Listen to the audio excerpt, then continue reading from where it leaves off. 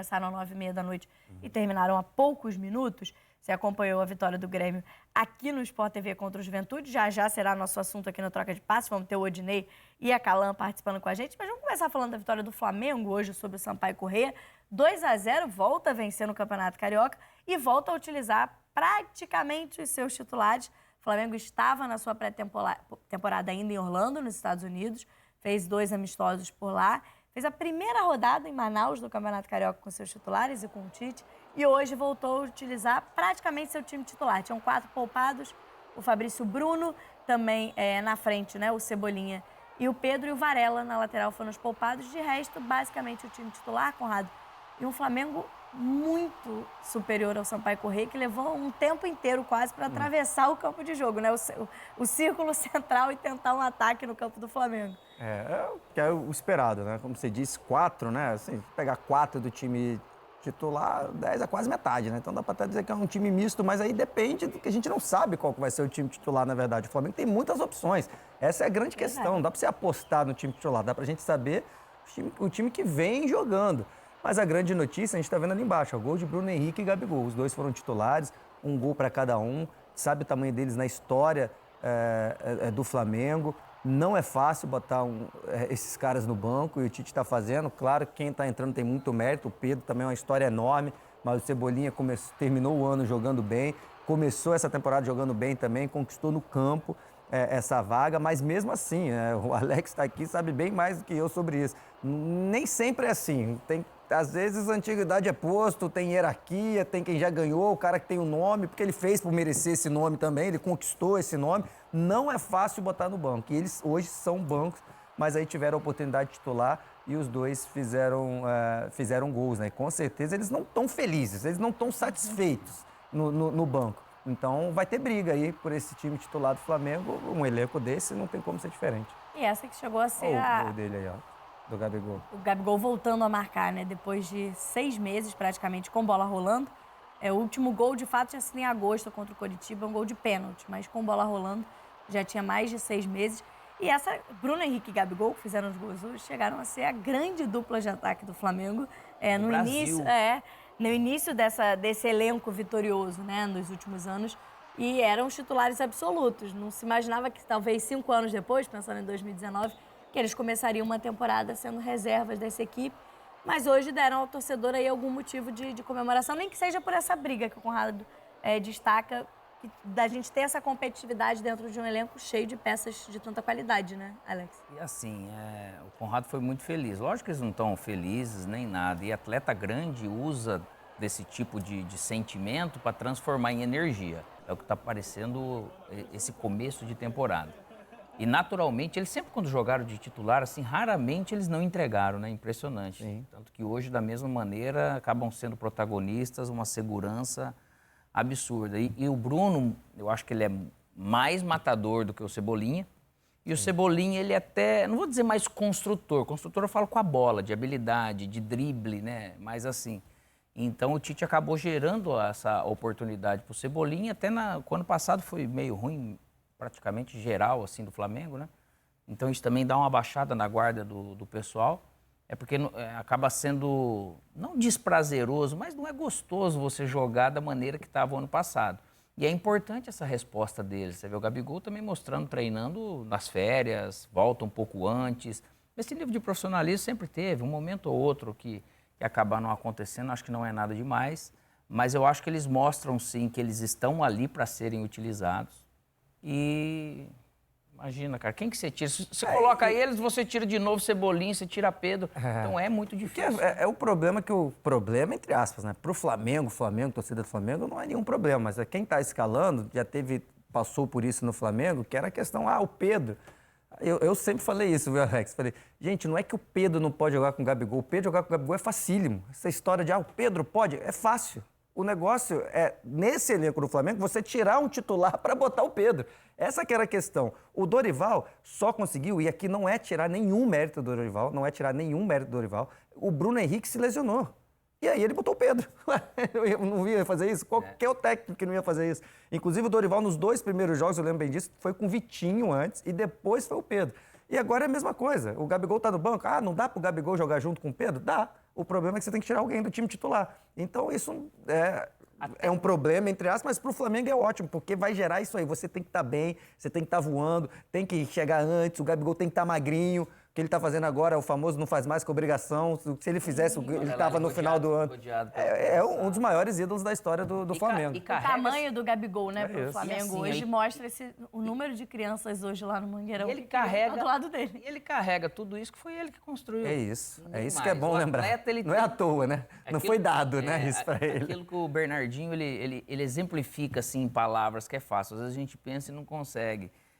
A gente tem que ter o mesmo prazer, a vontade de vencer, mas você tem que ter o mesmo prazer no processo de se preparar. Se você não fizer isso, você pode ser diferente, que você vai ficar mais comum. E o gol dele aí, Alex? A corrida que é característica, esse facão dele. É assim, um dos melhores... Olha que é um facão até meio aberto. Então, mas é por isso, ele vai lá nas costas do outro zagueiro, ele foge de um zagueiro aqui, ele vai lá no limite do outro zagueiro, ele praticamente obriga o Arrascaeta a fazer o passe para ele, né? E um passe, se você for olhar ali, Cami, é muito justo. Justo. Porque o Gabigol já chega correndo e ele dá o bico. Então o passe foi perfeito para que isso aconteça. É um jogador de qualidade. Mas o Alex sabe que foi meia, né? Sabe bem disso, pode ter a qualidade... Você pode ser um grande meio, o Alex está lá, mas se o cara não fizer a corrida certa, na hora certa, o passe não vai sair, amigo. Não tem como. Mesma coisa se o atacante faz movimento bom, na hora certa, e o meia não enxerga, enfim. Porque então, muita gente, quando você elogia esse passe, essa corrida do Gabigol, né? Eu, pelo menos, costumo elogiar muito. Muita gente fala, poxa, mas nada demais. O cara correu, recebeu na... Mas um monte de gente não corre. Ele estava no meio. Muita gente ia correr para dentro da área. Ainda tem isso. Mas são uns detalhes, assim, que ele não correu reto aqui, né? Ele foi correr para cá, depois ele correu para lá para ter o timing certinho. Ele é muito bom nisso e é algo que o Tite deve explorar, né? Claro, quando ele estiver em campo.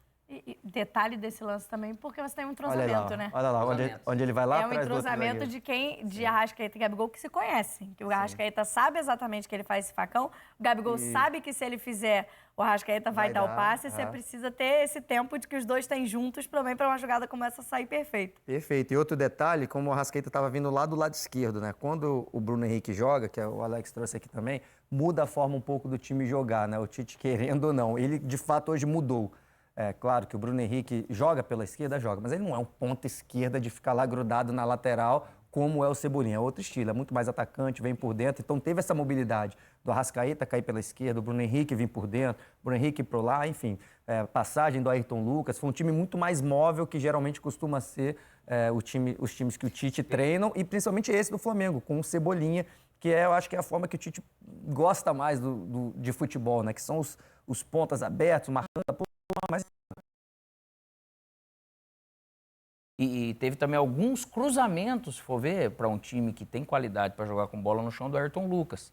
Né? Então, são tudo ajustes que eles vão fazendo para poder, realmente, quando pegar os adversários melhores... não é só porque sai mais para o jogo, mas se equipes melhores também, se fica marcando atrás, ele também vai marcar melhor, porque tem jogadores melhores, enfim. Tudo, o goleiro é melhor, é mais difícil fazer gol, é mais difícil defender, é tudo. Tem só mais um detalhe, Camila, a gente falou do Bruno Henrique e do Gabigol, que o Tite, na minha opinião, fez questão de deixar os dois os 90 minutos, né? Jogaram o jogo todo, tipo, tô dando uma chance mesmo para vocês, não estão saindo no intervalo, eu acho que isso é significativo. E o Tite, claro, é um cara que...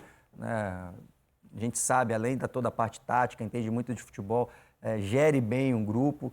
Como eu comecei falando, não é fácil botar Gabigol e Bruno Henrique no banco. Não é fácil. Isso é muito difícil. Ídolos da torcida, a gente viu tanto de criança que estava ali em volta do Gabigol.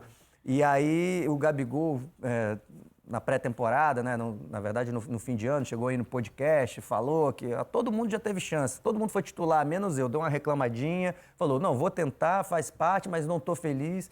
Então, além de jogar os 90 minutos. Foi, assim, realmente um jogo inteiro. E claro que eles estão felizes hoje. Agora vamos ver na sequência. E é importante, sim, eles terem feito um bom jogo, terem feito os gols. Sim. Claro. O negócio de tirar a zica, eles já estão prontos, engatilhado. Aí é o professor que decide, mas é um exigindo do outro, né? Principalmente pro Gabigol, que vinha de uma temporada mais abaixo, né? Começar essa temporada tendo uma chance, fazendo gols. Claro que é importante. Lembrando, daqui a pouco a gente vai falar também do Vasco que enfrentou o Nova Iguaçu, será pauta aqui do nosso troca de passes de hoje, porque domingo tem o clássico, 7 horas da noite, e transmissão do Sport TV. A partir das 7 da noite tem Vasco e Flamengo aqui na tela do Sport TV, e aí devemos ter os dois com força máxima nesse momento, nesse início de temporada. Já a gente fala mais do Flamengo, aguardando a entrevista. Boa noite a todos. O Flamengo é uma equipe que ela mobiliza muito, e tem os seus torcedores do Brasil todos. E nós somos acolhidos de uma forma muito bonita aqui. Nós chegando ontem e chegando no hotel, ela se faz sentir todo esse calor humano do torcedor, na primeira parte da pergunta. Na segunda, nós temos um grupo muito forte. E a utilização e as oportunidades, a concorrência para que eleve o nível técnico da equipe, que fez um grande primeiro tempo. No segundo tempo ela oscilou, mas ela fez um grande primeiro tempo. Poderia ter feito mais. E nesses atletas todos disputando posição, mas com nível técnico alto. Boa noite, Tite. Matheus Raimundo, SBT Pará. Eu queria que você falasse um pouco de questão climática. Vocês estavam treinando nos Estados Unidos e vieram de madrugada, já chegaram em Belém. Como foi essa diferença de adaptação em menos de 24 horas para entrar em campo? E um outro ponto interessante foi o Abner, atacante do Sampaio, pedindo a camisa do Davi Luiz.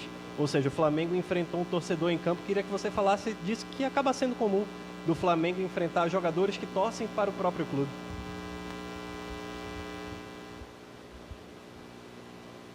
Eu tenho dito que os atletas têm uma responsabilidade muito grande, porque eles são exemplos, não só vamos colocar, para outros atletas, mas para a criançada toda.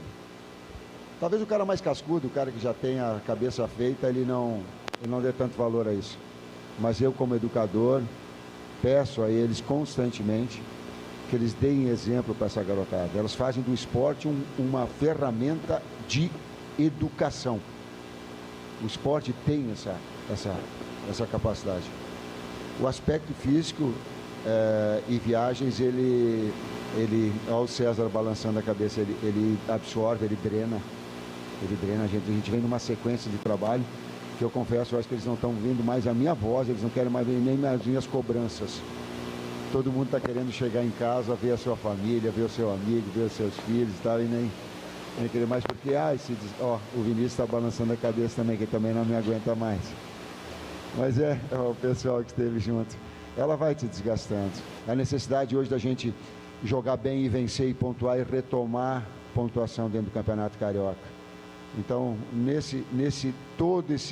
essa pré-temporada e todos esses jogos, ele teve essa importância. Com uma a mais, eu vou me permitir.